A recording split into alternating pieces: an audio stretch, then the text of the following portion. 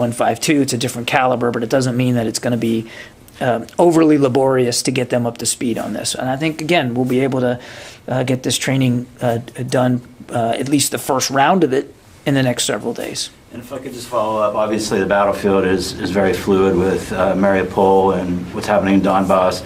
But is it possible at this point in time to talk at all about how this training and this equipment like the Howitzers and the radars could influence the battle? Or what capabilities it would give Ukrainians? The artillery is a specific item that the Ukrainians asked for because of the fighting that they expect is going to occur in the Donbass. Again, I want to remind there has been fighting there for 8 years. There's fighting there today.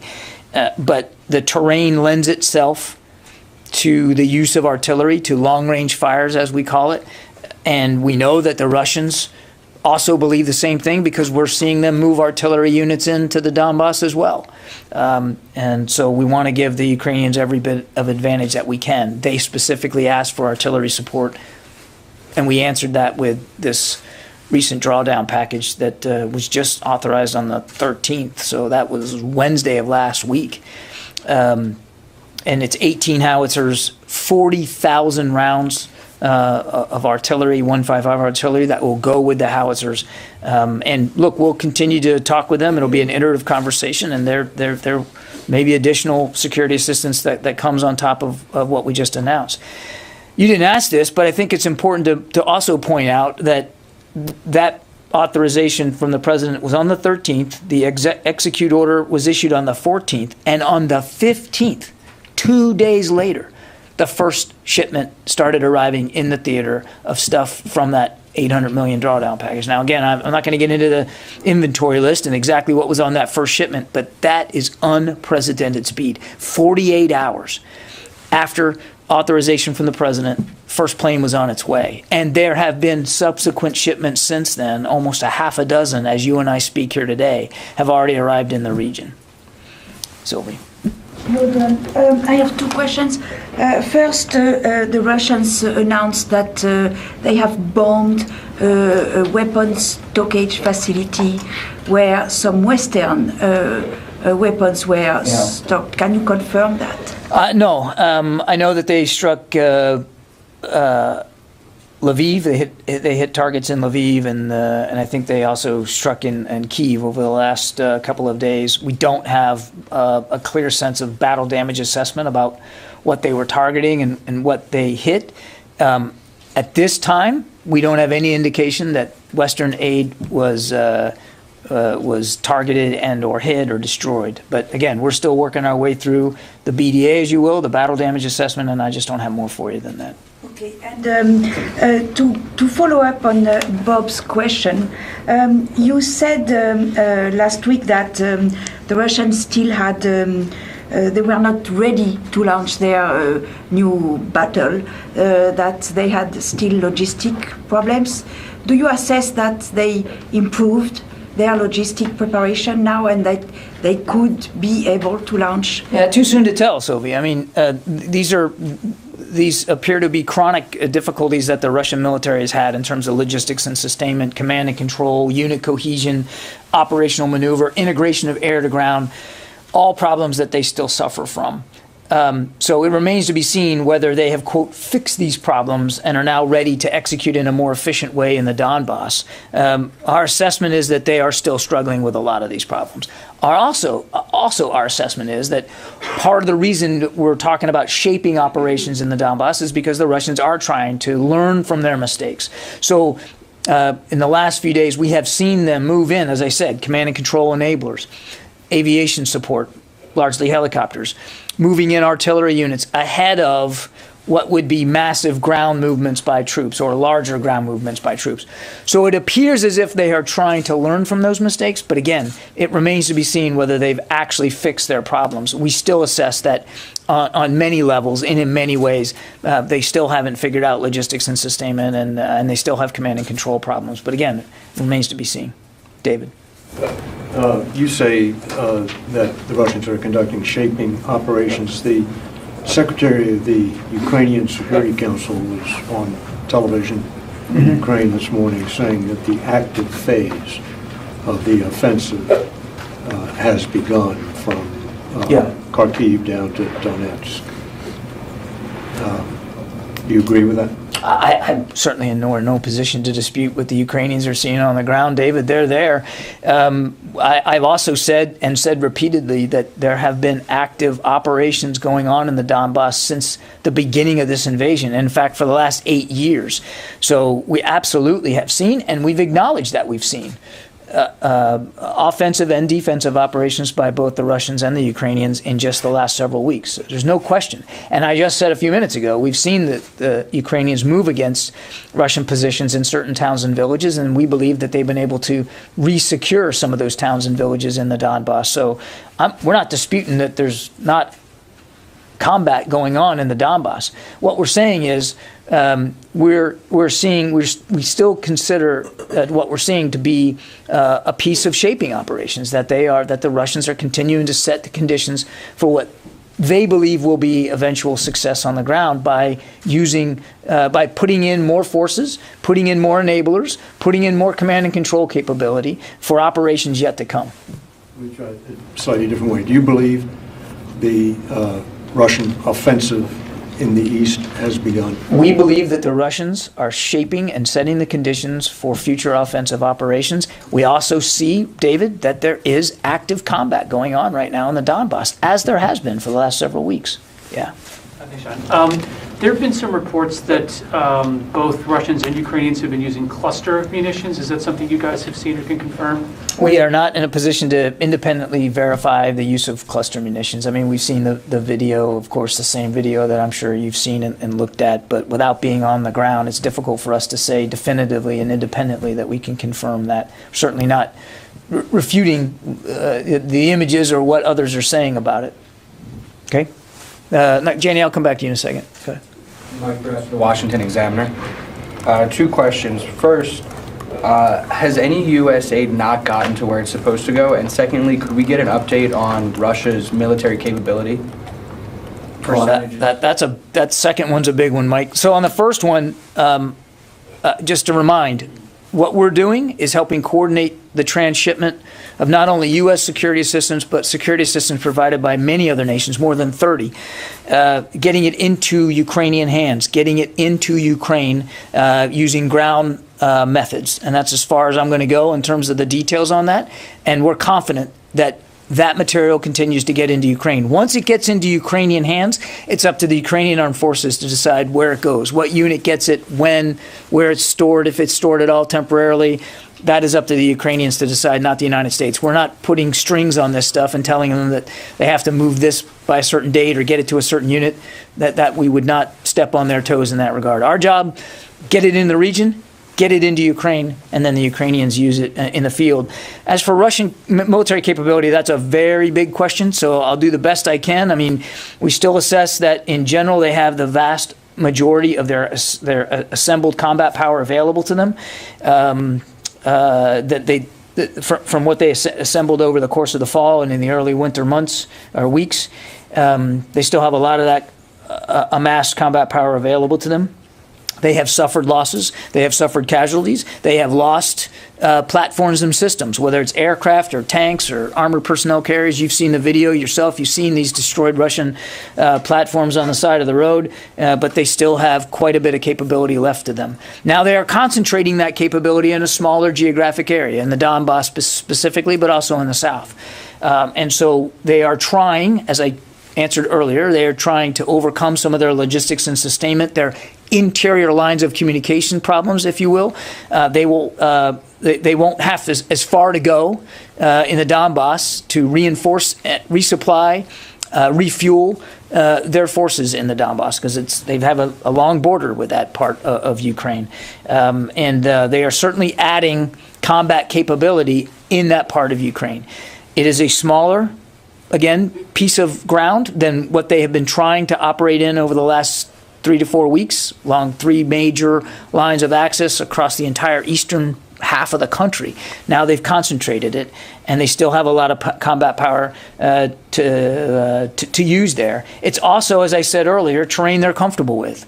They've been fighting over this over the Donbass area now for 8 years. So their commanders, their troops, there's a familiarity with the cities and the towns and the terrain that they didn't necessarily have when they were trying to come at Kyiv from the north and Chernihiv from the north, and then up from Crimea into the south. So we would expect that they're going to try again through their own familiarity with the terrain and the mistakes they made. They're going to try to overcome that. Okay. Has there been any change, any big fluctuation within the last week or so, or last short period of time? I know that a senior defense official has put the estimation around 80% to 85% in the past couple of weeks. Is that around the same now? You mean of the amount of combat power they still have available? Yeah. Look, I don't want to get into percentages and specific data here on their combat power from the podium. I would just say that we still believe they have the vast majority of their combat power available to them, even with the losses.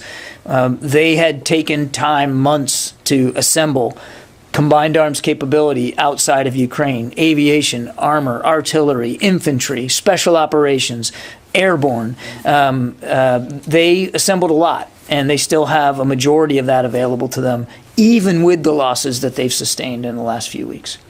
Right. Yeah, go ahead. Go ahead. Just following up on what Ms. Brest was getting at, could you update us a little bit, if you have any visibility into the mix of troops available? How many are they calling on special forces that they used in Syria? Are they calling up new recruits? What the mix is there in terms of? Yeah, we don't have a perfect we don't have a perfect sense of their manpower. We know that they have tried to recruit foreign fighters out of Syria. They claim they were going to get 16,000. We don't have a number to tell you that they got that many, but we know that they have actively tried to recruit foreign fighters out of Syria. We know we've seen indications that they have tried to reinforce their troop levels from other parts of Russia, as well as countries outside of Russia and outside of Ukraine.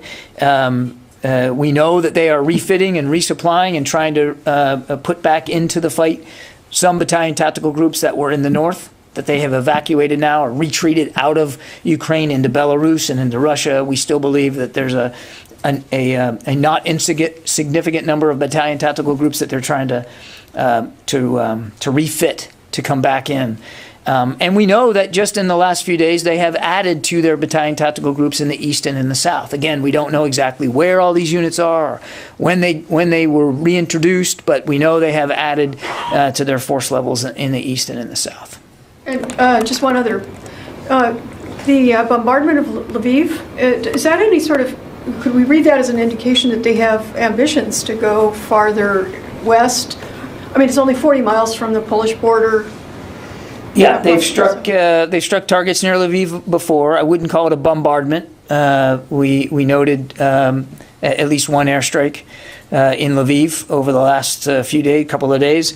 Again, I can't get inside the Russian mindset here and tell you what exactly they believe they were striking and with what intent. As I told Sylvie, we're still trying to assess it ourselves as best we can. We're not there on the ground, so we don't know perfectly what they hit or what the intent was. But clearly they struck out at Lviv and they struck out in Kyiv over the course of the weekend. But most, and I think this is important to remember, most of their airstrike activity and artillery strikes are happening in the east and in the south, specifically Mariupol. Barb. Two questions on two different subjects, if I may. Just to go back on Russia for a minute, you mentioned that you believe they are still having logistic sustainment and command and control issues, even as they put these enablers in forward positions. We don't believe they have overcome all of their challenges in those regards. So can you offer any indicators or evidence that leads you to that conclusion? I think one indicator is that they named this new general, Dvornikov, to take overall command of their forces in Ukraine. They didn't have a single overall operational commander before. What we believe that part of that is because they want to improve command and control and to try to get more efficient in their logistics and sustainment capabilities. You think they still haven't gotten there? Again, our assessment is that they still have significant challenges when it comes to command and control and logistics and sustainment. Does that matter if, in fact, they're just devastating areas with artillery and long-range airstrikes? I think it does, and you don't have to look any further than what happened in Chernihiv and Kyiv and down in the south to see that it does absolutely matter. Logistics and sustainment, command and control, unit cohesion, operational maneuver, air-to-ground integration, all that still matters. The airstrikes alone were not enough to help them take Kyiv. Can I ask you about the peculiar situation at Green Village in Syria? First, CENTCOM puts out a statement saying, of course, that Green Village, where U.S. troops are located in northeastern Syria, came under direct fire attack, presumably rockets or mortars. Several days go by. We then are told that there's a statement, if you go on their website, that says, no, that was wrong, that explosives were deliberately placed at Green Village, where U.S. troops are. It seems very odd that the military, CENTCOM, was not transparent on this matter to let people know that U.S. troops were victimized by what they assessed to be deliberately placed explosives. Can you tell us what the situation is right now? Is there, how are you investigating this? Is there really video that people say there is of some person seen on video running around the base? What do you think happened there, and why was it so strangely handled? Well, there's an awful lot there. Let's just start with the basics, Barb. It is still under investigation. And as we learn more, we want to share what we can. We're not able to always share everything, but we try to share what we can. As they dug into it more, they realized that the first reports, no shock, right? First reports, try this again using my native language. First reports are usually wrong, and in this case it was. That wasn't a result of indirect fire. Now they now believe that it was the deliberate placement of a couple of charges on the actual facility. They're still looking at this, still investigating it. I would refer you to CENTCOM to speak to that, how that investigation is going and what the progress is. I don't have an update for you from the podium today. So we'll see what they learn going forward, but that's the going assumption right now. It was the deliberate placement of a couple of charges. I don't know anything about video surveillance and whether it was caught on video or not. Again, I'd refer you to them to speak to that. And we don't know, certainly not at our level, have a sense of who placed these charges, how many were there, what was the motivation, what was behind this. We just don't know that right now. Yeah. Follow up quickly on that. Were Yeah. there any casualties involved in that? Well, there was 4 individuals, 4 U.S. service members who were treated for traumatic brain injury. What I have been told today is that they either are or have been returned to duty, or I'm sorry, they either will be soon or they have been returned to duty status. But they'll be, obviously, because we take TBI so seriously. I mean, there'll be follow-ups and they'll continue to be evaluated by medical personnel because, as you know, TBI can sometimes take a while to manifest itself. So we're taking that very seriously. But my understanding is that they've been either have been returned to duty or they will be very, very soon. Yeah, in the back there. Janie, I'll get to you in a second. Yeah. I want to get through Russia-Ukraine stuff. Go ahead. Yeah, so I follow up on Syria. Placing charges or explosive devices is not a typical of Iranian-backed militias. Are you concerned that there are some insider kind of threat to the U.S. base over there? Well, clearly there's a concern about some sort of insider threat. If the going assumption is now that they were deliberate placement of charges inside Green Village, of course that's a concern. And who is with the U.S. forces down there in that base? I'd refer you to CENTCOM. I don't have a laydown of everybody that's at Green Village. I just don't have that for you today.